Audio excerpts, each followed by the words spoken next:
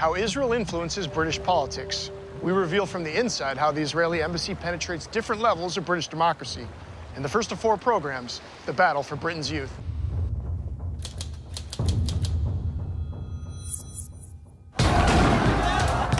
Following decades of violence, a new challenge has emerged to Israel's occupation of Palestinian lands, called BDS. BDS is here to stay. That's the global movement to boycott, divest, and impose sanctions on Israel and expose it as an apartheid state. The Israeli government has responded with a campaign to rebrand the country's image. The reason we should fight BDS is because it's wrong. It's a moral outrage. It's an operation run by the secretive Ministry of Strategic Affairs. They recruit mainly former intelligence officers. Its main task is to counter BDS worldwide. Using an undercover reporter, Al Jazeera's investigative unit exposes Israel's clandestine activities in London, a city that's become a major battleground. BDS campaign in many ways germinated in Britain. You'll meet the people working to challenge BDS at every level of British politics. Ah, okay, nice to meet you. We work really closely together, but like a lot of it's behind the scenes. One of Israel's main targets is the Labour Party. For the first time, its leader is a champion of Palestinian civil rights. They'd be very happy to see Jeremy Corbyn no longer leader of the Labour Party, for sure. It's a covert action that penetrates the heart of Britain's democracy. Can I give you some MPs that you suggest you will take down? It is outrageous interference in British politics. It shouldn't be permitted. It's a battle of ideas seeking to change not only how Israel's portrayed, but even how it is debated. It's anti-Semitic. No, it's not. It's a trend.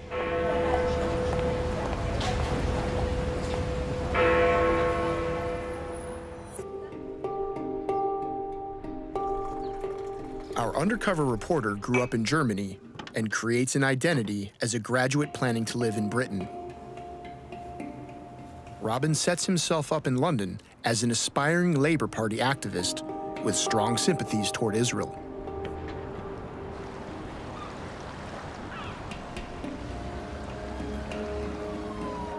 After over a month of attending party functions, he stood out as a friend of Israel. And before long, he recognized a familiar face.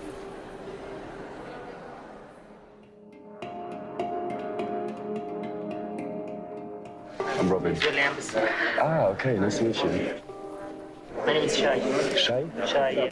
It's a meeting of the Labour Friends of Israel, or LFI, members of the British Parliament who lobby for Israel. Yeah, I take the district.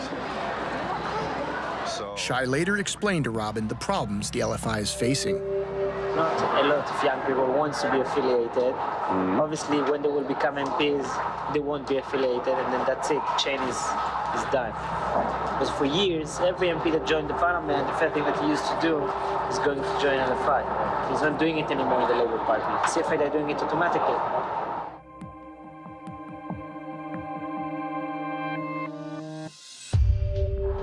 All of the 40 new MPs that just got in the last elections, all of them went to the CFI, that's out in front of Israel. Okay. Yeah, so in the LFI it didn't happen, obviously. But you need to get more people on board. It's a lot of work, actually. Robin tweeted and wrote articles about Israel and the Labour Party, building up his online identity. He discovered numerous groups that support Israel and which identify themselves as independent grassroots movements. One is the Sussex Friends of Israel. They organized a march to protest against the pro-Palestinian movement to boycott Israel. Robin had joined them.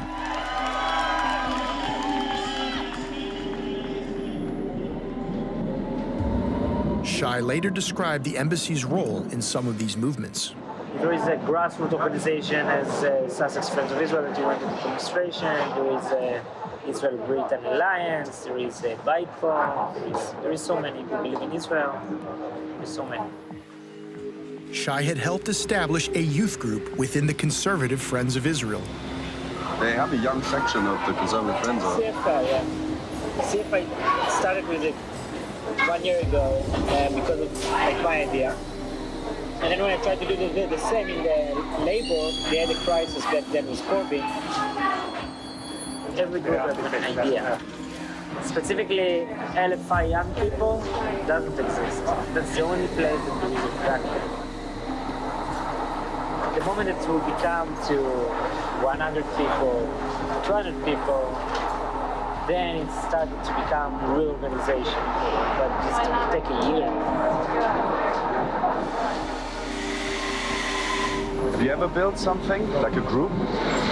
Yeah, I did several things like that, yeah. Okay. In Israel and here. Here as well? Yeah. Nothing that I can share, but yeah. Something you could share? Yeah, because there are things that, happen, but we are, it's good to leave those organizations independent, but we help them to actually... To establish. Yeah. Hey, thank you very much. It was great. Have a nice evening, all right?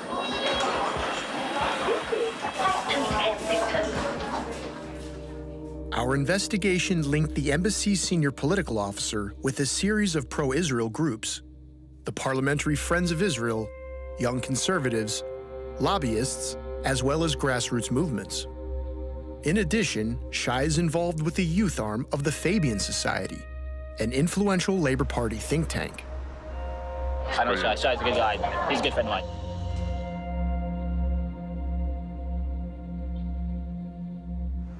When we engaged with the Israel embassy, they gave us a program that was very neutral. And I know Shai. I met Shai through the process, and Shai, in himself, he's a very balanced guy. And if you talk to the Israel embassy, they're not going to barrage you with propaganda.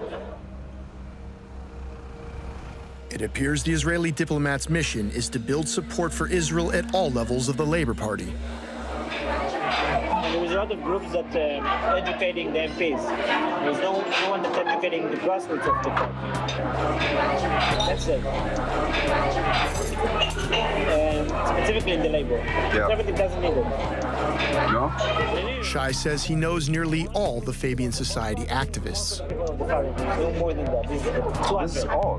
This is all in London, like around 200. They're active. They're campaigning, they're active. I know almost all of them. I took a Fabian's group to Israel. Nice, Yeah, Martin was in that group and others. Martin Edebar explains how foreign government support helps the Fabian membership. Shai's good in terms of manpower, and he's got great contacts on both sides of both in Palestine and in Israel as part of his job experience. He's a great guy as well. He's very helpful and very supportive as well, and he's very balanced. I went on one of the trips of the Conservative Friends of Israel to the Middle East. It was brilliantly well arranged, very well looked after. You got fantastic access. You did meet Palestinians. If all you did was rely on that one trip, you would have a very one-sided point of view. Recently, I saw something on Facebook that, like some really odd thing that, the Israelis weren't giving Palestinians water or something during Ramadan. I know that's false. According to Haaretz newspaper, Israel, which controls all water sources in the occupied West Bank, did cut supplies, even if the reason was contested. I've been to Israel, going to the delegation, seeing what the system's actually like. I know that's false, and I know that's propaganda, but you only will understand that if you actually go to the country. Our undercover reporter discovered that Shai Massoud played a role in another key Labour Party organization, the Jewish Labour Movement, or JLM. Robin attended a summer barbecue organized by the JLM. Much of the small talk turned to the Israeli embassy. Who do you know at the embassy? Shai? Oh, you know Shai? Yeah. Oh, interesting. I work with Shai. Oh, you work with Shai? I work with the ambassador. At this moment, I wanted to also kind of formally welcome Ella to her new post as director.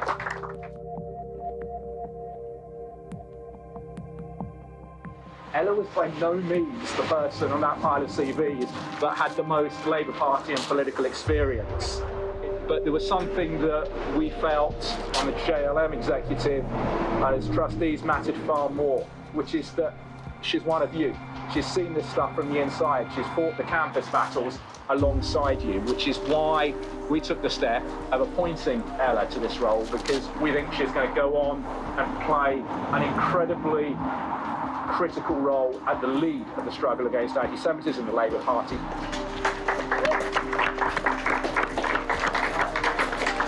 Hi guys, so I've been introduced. I'm Ella, I am JLM's barbecuer in chief and new director.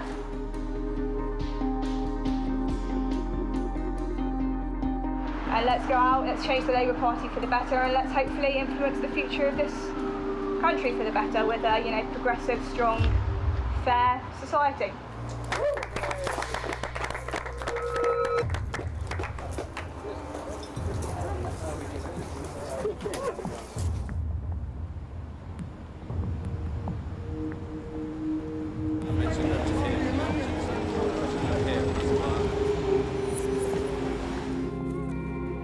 What came next surprised our undercover reporter.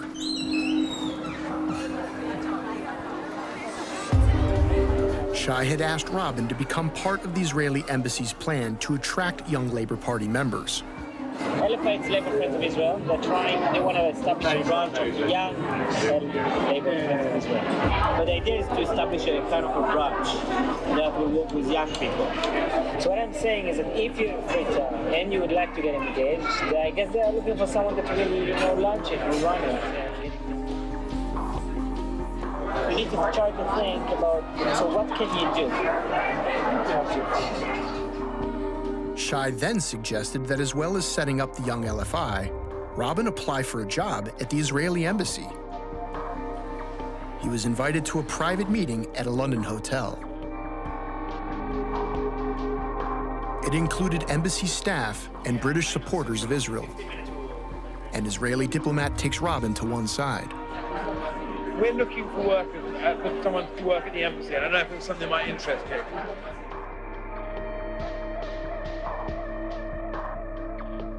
Shai talked to me about that actually, so I handed in my CV. That'll be it. That's it, exactly. We're also looking for somebody to work on the whole BDS piece, doing research into the different BDS movements, who they are, what they are, a little bit of strategy on that whole piece. So I don't know if either of those things might appeal to you. Ella Rose, the new director of the Jewish labor movement, was pleased to hear of Robin's plans to set up a young LFI.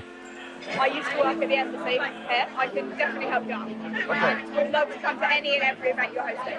Please consider me your #1 fan.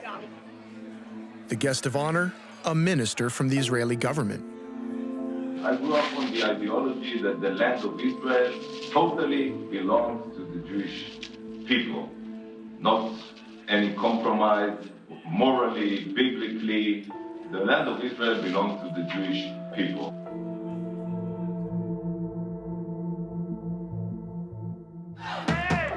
The primary role of Israel's Strategic Affairs Ministry is to counter the BDS movement. It is a strategic threat for the future of Israel, because if we will allow them to continue with all the lies that they are spreading against Israel, we will lose this fantastic young generation, and maybe from here there will be the next leaders of the UK or other countries, and they will think that Israel is a very bad country. During another meeting with the embassy's senior political officer, Shai tutors Robin on setting up a new pro-Israel group. Basically, the people that affiliated with the Labour Party, they are young. How do you approach them? So first of all, I think you need something to sell, right? So theoretically, maybe LFI would agree to do a delegation to Israel. And that's always a good start. Second, maybe you need an interesting speaker. That's maybe the embassy can help, or LFI can help. If you are volunteering, to be the chairman of it, you theoretically need to have someone that will do social media, and someone that will take care of speakers or events, or someone that will be the chairman of the delegations to Israel.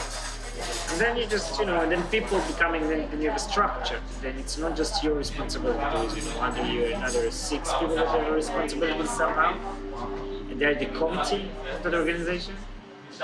And that's it. That's the way you establish organization. Who should I contact, what do you think? Michael. Michael? Rubin. Michael what? Rubin. Michael Rubin. Michael Rubin. Write to him that you have an idea, you want to take it forward. What's his position in the LFI? He's a parliamentarian officer. Sort of recently started at LFI. I worked for the Labour Party before that. I was chair of Labour Students. I knew Shai in my role at Labour Students. We did a couple of things together. They take advantage of sunshine whilst it lasts.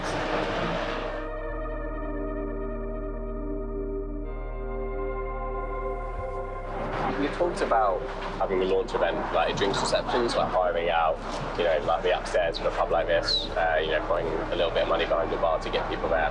So we could get some of our parliamentary supporters, so people like Joan Ryan, she could come along and sort of speak, because people are trying to meet her.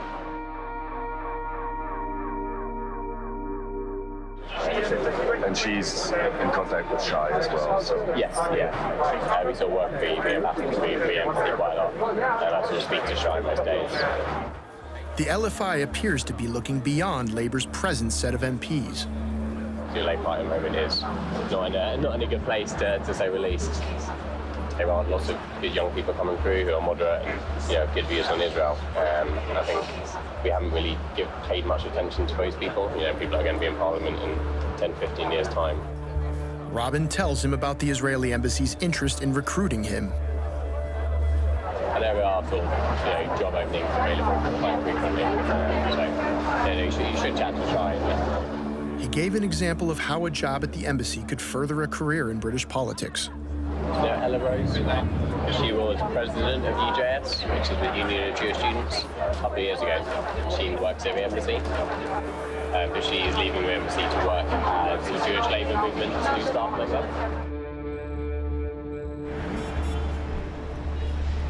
New guards came in and they sort of thought at some point, okay, we're going to hire someone to help with stuff.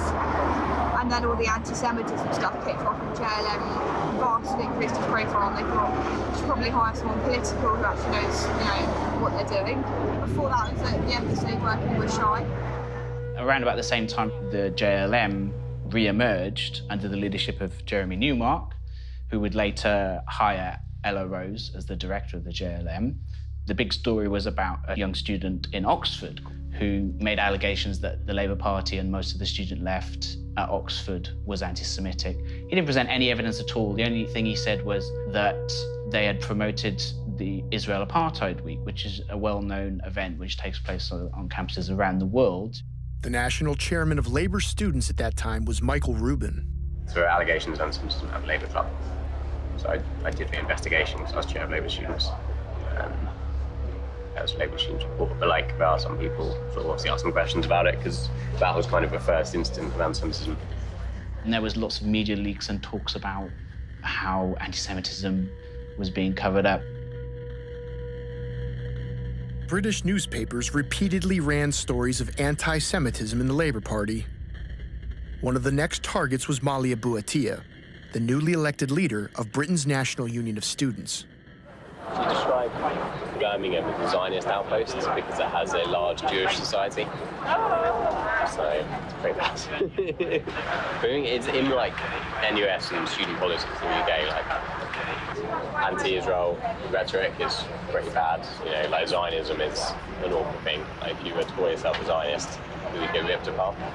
They say they're anti-racist, they say they don't discriminate people, but their anti-Zionism goes so far, I would say it becomes anti-Semitism.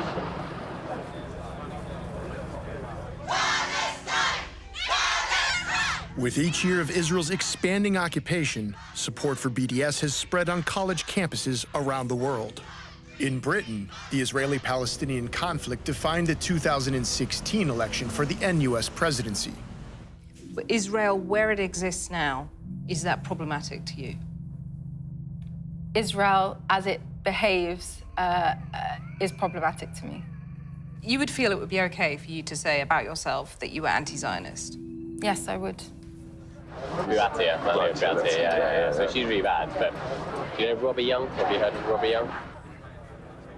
Malia's NUS president, and Robbie is one of the vice presidents.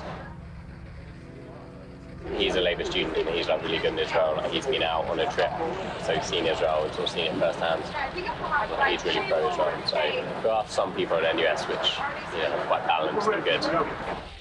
Another vice president, Richard Brooks, took the unusual step of publicly claiming that Buatia's criticisms of Israel amount to anti-Semitism.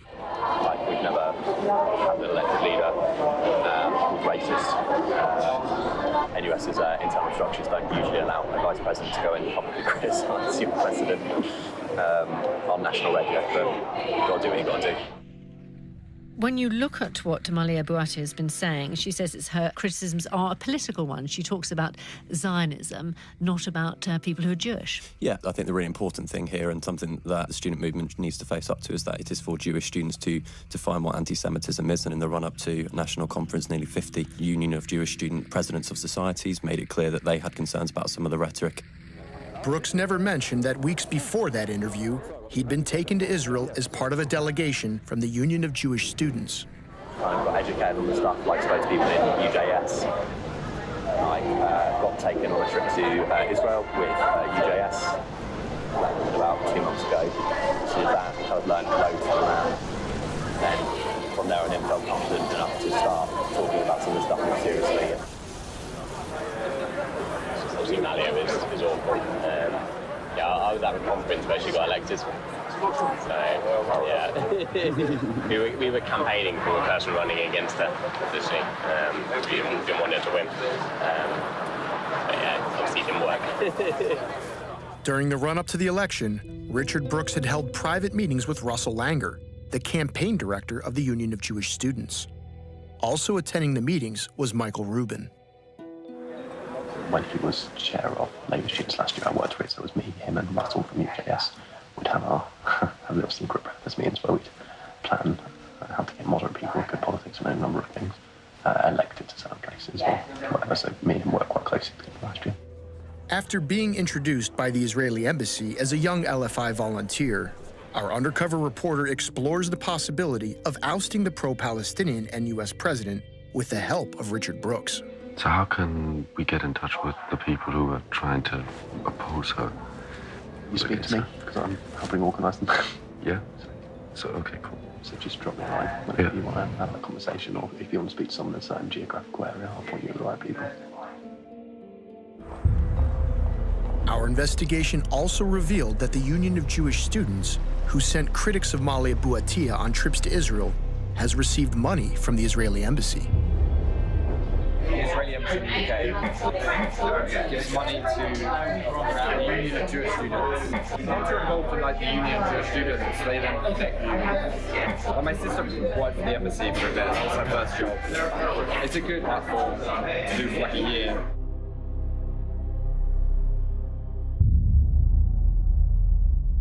In 2016, Shapira launched an unsuccessful bid for the presidency of the Union of Jewish Students.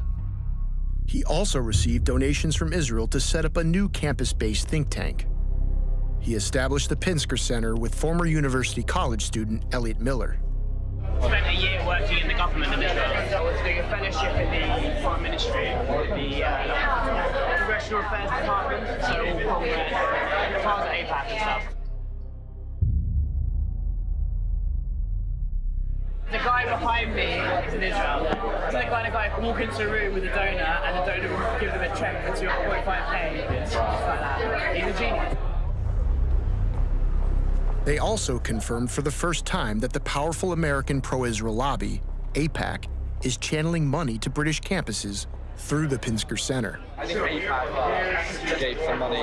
We went to AIPAC in March and we got involved with AIPAC London.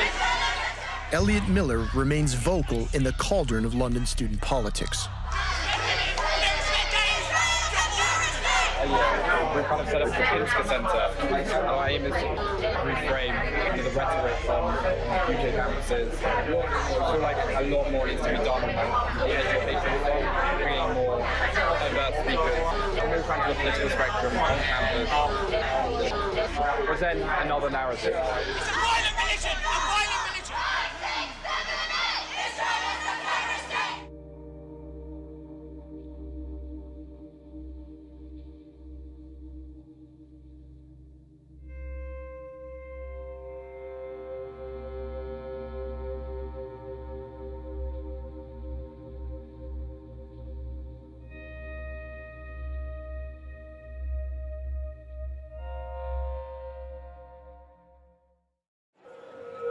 In episode 2, further evidence of Israel's involvement in Britain's Labour Party. We work really closely together. But like a lot of it's behind the scenes. And the money Israel gives Labour MPs to help improve its image. It's more than £1 million. It's a lot of money.